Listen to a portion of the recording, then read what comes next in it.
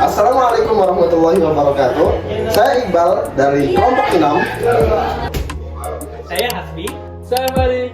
Saya Maji. Saya Azif. Di sini kami akan membahas terkait asesmen dalam pendidikan.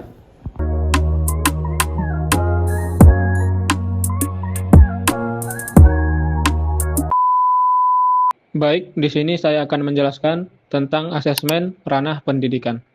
Apa itu asesmen ranah pendidikan?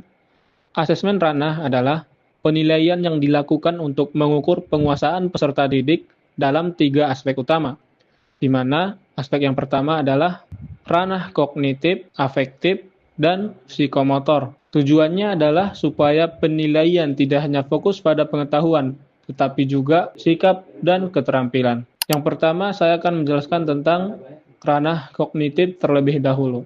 Ranah kognitif ini berhubungan dengan kemampuan berpikir, mulai dari pengetahuan, pemahaman, penerapan, analisis, sintesis, sampai evaluasi. Adapun contoh instrumennya bisa berupa tes tertulis, baik pilihan ganda maupun uraian. Lalu ada juga tes praktik dan proyek. Tujuan penilaiannya adalah untuk mengetahui sejauh mana peserta didik menguasai konsep, mampu memecahkan masalah, dan bisa berpikir kritis. Yang kedua, tentang ranah afektif. Ranah ini menilai sikap, emosi, minat, nilai, dan perilaku peserta didik. Instrumen yang biasanya digunakan dalam hal ini yaitu observasi atau pengamatan, penilaian diri sendiri, penilaian antar teman, dan juga percakapan yang terjadi antar siswa. Adapun tujuannya dari ranah afektif ini adalah untuk melihat perkembangan sejauh mana sikap serta nilai-nilai yang dianut peserta didik dalam kesehariannya. Dan adapun yang ketiga yaitu ranah psikomotor. Ranah ini berhubungan dengan keterampilan fisik, gerakan, dan kemampuan praktik. Nah, instrumennya apa saja? Yaitu bisa berupa tes praktik, proyek, dan simulasi.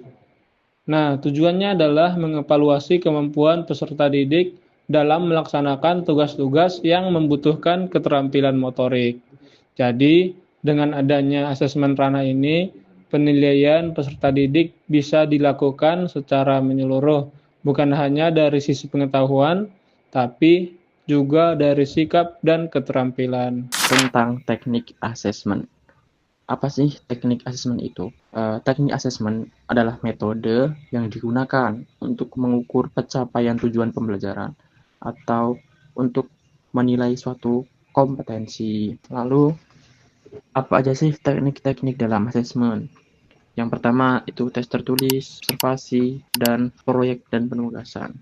Oke, kita akan bahas satu persatu. Dalam tes tertulis ini adalah tes yang paling umum teman-teman. Seperti dalam UTS dan UAS itu juga disebut tes tertulis. Tes tertulis ini biasanya itu digunakan untuk mengukur kognitif siswa, mengukur seberapa paham siswa tentang materi yang udah disampaikan atau materi yang dipelajari di kelas.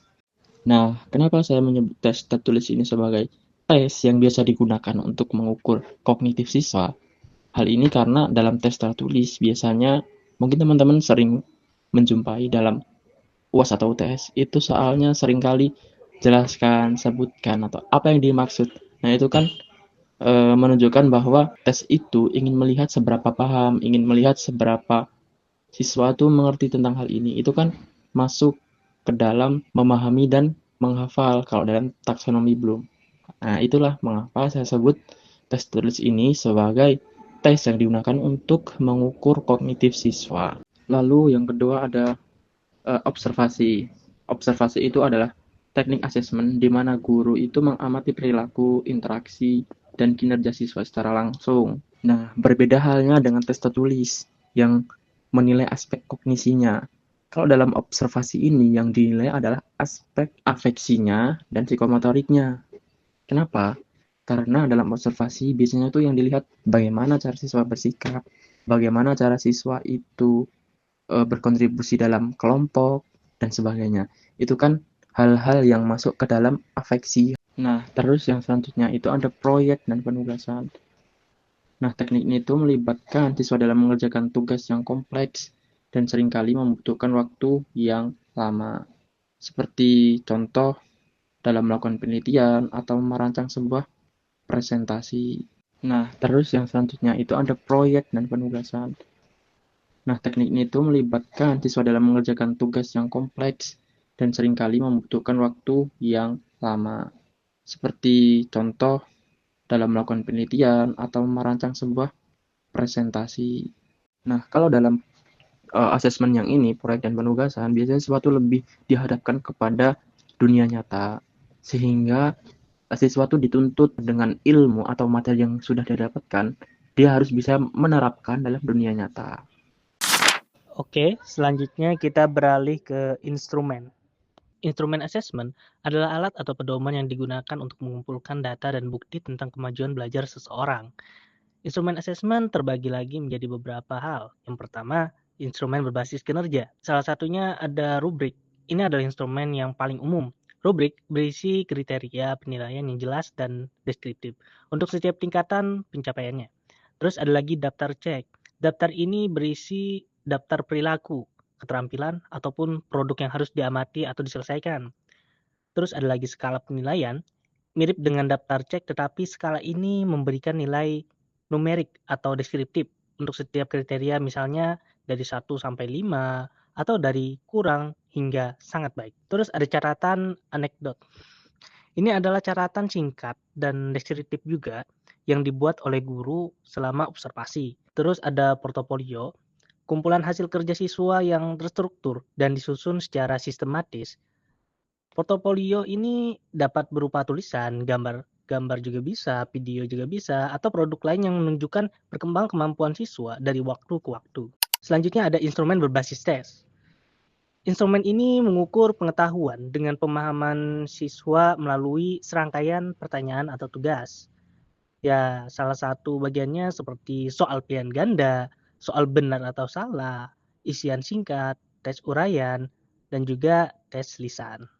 Dari penjelasan tersebut, dapat kita simpulkan bahwa asesmen Rana merupakan penilaian menyeluruh yang mencakup 3 aspek utama. Yang pertama adalah kognitif, afektif, dan psikomotorik.